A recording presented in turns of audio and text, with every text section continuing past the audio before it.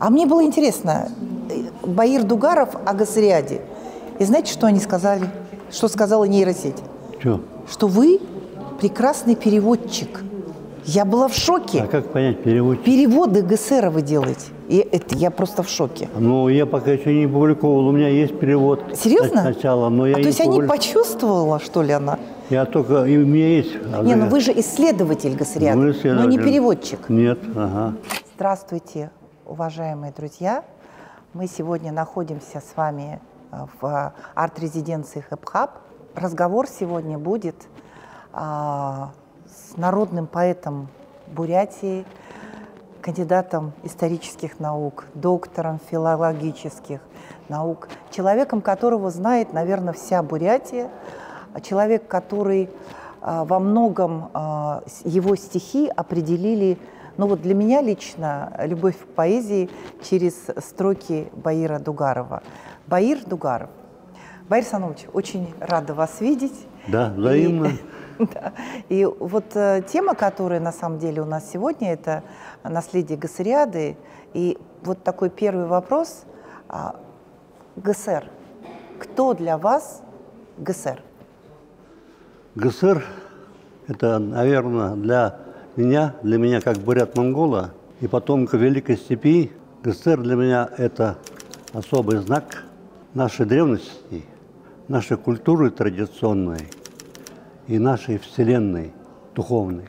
Там много смыслов сейчас заложили вы, да, и сразу хочется вытягивать какие-то смысловые моменты духовной вселенной. Вот, наверное, пожалуй, вот это хотелось бы побольше услышать все-таки.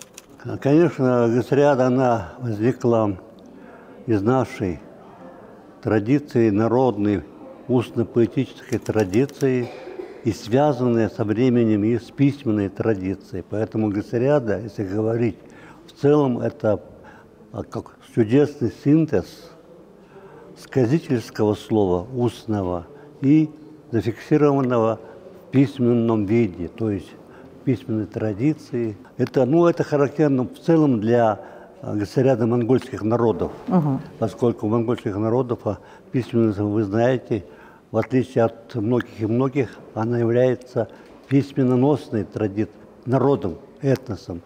И по благословению завету Чингисхана с XIII века все монгольские народы являются носителями и создателями произведений, памятников на этом вертикальном письме, которое называется монгол-бичик или бурят-монгол-бичик применительно к нашему сегодняшнему дню и к нашему разговору. Бурят-монгол-бичик и ГСР. Вот в проекте, который мы будем говорить сейчас более подробно, «Наследие Гасариады», где образ и слово, ну, скажем так, вместе, в единую систему, на самом деле, органическую сплелись. И вот я видела ваши работы, они замечательно были представлены на выставке в прошлом году в музее Сампилова. Вы были участником этой выставки. Что для вас был этот проект? Как вы его для себя внутри оцениваете? Проект «Наследие Гасариады», я считаю, это прорывом, который ждал своего звездного сигнала. И это случилось. И если говорить об Гасариаде в сочетании духовной традиции, которая имеет и устную форму, и письменную традицию, то это, конечно, присуще и самой бурятской традиции, бурятской Гасариаде. Конечно, в большинстве своем мы имеем представление о устной традиции, потому что именно бурятская традиция, она является как бы выдающейся как проявление сказительского дара устного поэтического слова. В этом отношении бурятская традиция является своего рода прецедентом. Целая плеяда была бурятских сказителей, которые несли это устное слово из глубины веков. Но если мы, наши ученые, в том числе я, мы считаем, что Гасариада как таковая, зарождение Гасариады произошло среди монголоязычных племен древних, протомонголов. Это имеется в виду сяньбийцы, племя, народ, А государство. по времени тогда, это когда было? Это государство тагонов, тагон-монголов или хор-монголов, которое существовало на берегах Кукунора с 3 по 7 века. И оно было достаточно мощным государством по определению ученых, которые занимались тем периодом. И он оказывал влияние большое и на Тибет. И именно там, в этой среде кукунорских сказителей, тагонских или синьбийских сказителей, зародилась гасыряда по мнению Цыбена Жамсарано. Вот вы очень интересно рассказали про истоки гасыряды, а мы вернемся все-таки. Ну, я еще хочу добавить, вот как раз мы все время говорим вперемешку об устной традиции и письменной традиции. Да, вот это вот. А почему такое представление зародилось, что именно гасыряда имеет якобы тибетское происхождение? Дело в том, что известный наш ученый, академик монгольский Дамьен Сурен, вот он в 1957 году издал книгу «Исторические корни гасыряды». Да. И вот он очень человек образованный, владеет великолепно что и тибетским языком, что и монгольским, тем более старописьменным монгольским. Он это изучил, можно сказать, все источники, прежде всего тибетские и письменно-монгольские. И он в вопросе о происхождении гасыряды ссылается на одно произведение, которое дошло в монгольском переводе того тибетского оригинала о Лингесере.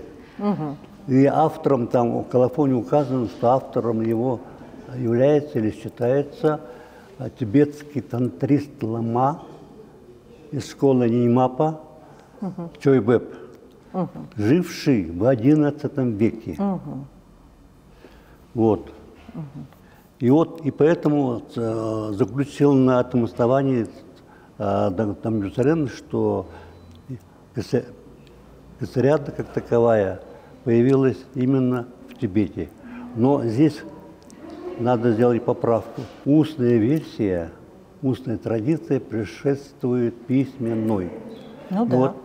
И если, скажем, наш ученый Алексей Ильич Уланов написал очень справедливо, отметил, что, скорее всего, Чойбеп слушал эти устные версии, которые бытовали на территории северо-восточного Тибета, и обработал их, придал им литературную форму и издал вот свою авторскую версию гасыряды под названием «Лингесер». Мне очень хочется задать вам вопрос, как человеку, который родился на земле Гесера, среди Якинских гор.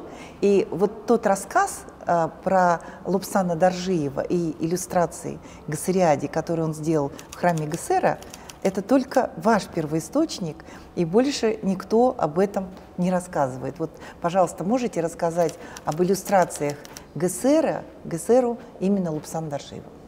Я хотел, конечно, предварительно сказать несколько слов вообще о бурятской гасыряде наших бурятских художников.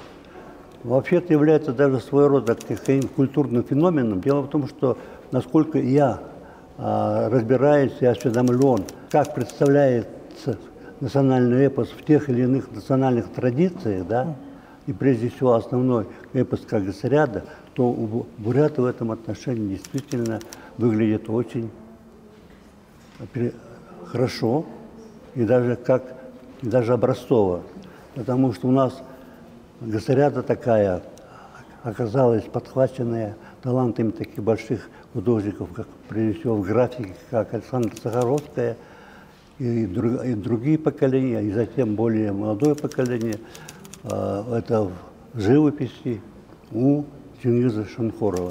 Ну, об этом написано, люди ходят в музеи, и все имеют хорошее представление. И книги там выходили с оформлением и Сахаровской, книги по гасыряде. И все это постарался изобразить в своих панно-фресках наш Лобсан Доржиевич Доржиев. он все это впитал. Я ему рассказывал, наши акинские мои земляки, краеведы, такие родной природы, их легенд, преданий, особенно связанных с ГССР, они тоже рассказывали ему, вот он все это впитал, и он сделал такую целую серию вот таких панно вот, изображений. Которые, к сожалению, мало кто видит, да? Мало кто видит. Дело в том, что они находятся там, в самом храме.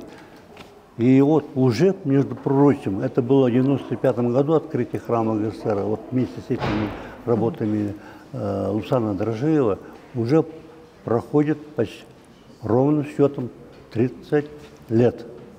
И пора, наверное, и музею заняться охраной вот этого памятника, самого храма ГССР, и, конечно, который украшает этот храм ГССР, работы Лусана Дрожжевича Дрожжиева. Спасибо, наверное, мы обязательно займемся этим. А сейчас я хочу вот взять в руки вот этот каталог замечательный, да, «Наследие ГСРиады», которую создали Национальный музей и Хэп-Хаб, арт-резиденция. И вот здесь, ну вот здесь вы тоже есть ваша работа замечательная. Помимо того, что вы поэт, ученый, но для меня вы открылись на этой выставке как прекрасный художник, каллиграф. То есть человек, каллиграф, да? Каллиграф, извините. Вот смотрите, вот здесь смотрим работу Баира Саномовича. Баир Саномович, да. Расскажите, пожалуйста. Эти называется триптих, да? Триптих, да. Первая часть триптиха это называется Абай ГССР Хубум, вот слева. Она посвящена, она взята начальные строки из эпоса Амнансута Мегенова «Абай ГССР Хубум». Вот, вот справа, да, это у нас в книжной традиции была не только развита вот именно тексты сами печатались, записывались и так далее, но вместе с тем существовал культ ГССР, который распространялся и среди бурят, живущих в Прибайкалье, Добайкалье, да.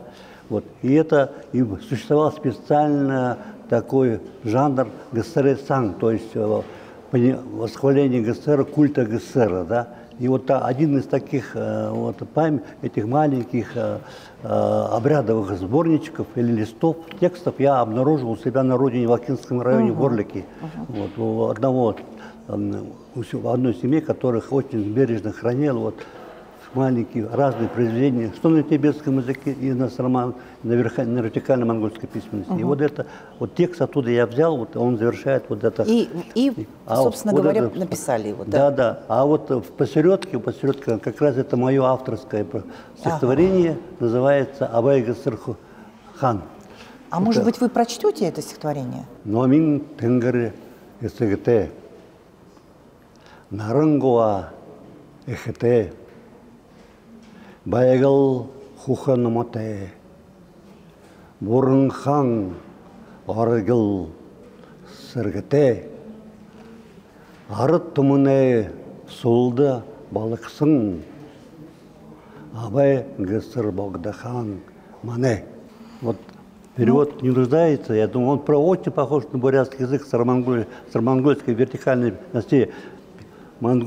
Письменные, нет, не письменные, а вот то, что когда читаешь написано на монгольском языке, да, там очень много таких старинных форм, которые уже в нынешней речи, современных монголов, особенно халха-монголов, речь убыстряется, ритм жизни он диктует и так далее. А вот в бурятском говоре, в бурятском языке, вот эти формы удивительным образом сохранились. И они, когда вот читаешь на вертикальном монгольском письме, они как бы ближе к бурятскому языку, который сохранил более старинные формы. Борис Анович, вот скажите, мы иногда вот так говорят, что прошлое, оно может изменить будущее. Ну, так, я не помню, кто так говорил, ну, примерно так. Но вам не кажется, что вот эти проекты, когда каллиграфия активно входит в жизнь и у нас, да, например, сейчас, и становится популярной через тексты ГССР, да, ну, как яркий такой пример, наследие, все-таки, как вы думаете, а каково будущее монгол-бишик вот у нас в Бурятии, ну и в целом как бы вообще Бурятии как части России? То, что в последние годы, начиная с начала нынешнего столетия, происходит такое движение в сторону обращения к своим национальным корням. И вот и одним, может быть, из самых важных обращений является именно обращение к каллиграфии. Потому что каллиграфия, она не просто каллиграфия, а вообще к монгольскому вертикальному письму. А каллиграфия – это искусство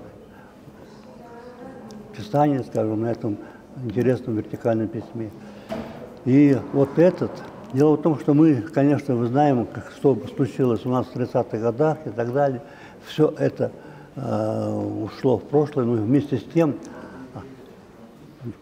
мне представляется очень важным, что очень много среди тех, кто интересуется и увлекается и занимается монгольским письмом и прежде всего каллиграфией, много молодежи, молодых. И это какой-то особый знак, говорящий о том, что это наследие, которое нам досталось, оно хочет продолжаться в новом поколении, в новых поколениях и в будущем, которое определяет уже наш сегодняшний интерес и наши вот какие-то достижения вот в этой сложной области искусства, как каллиграфия. Но главное начало положено. Спасибо большое, благодарю вас за беседу. Спасибо. Спасибо.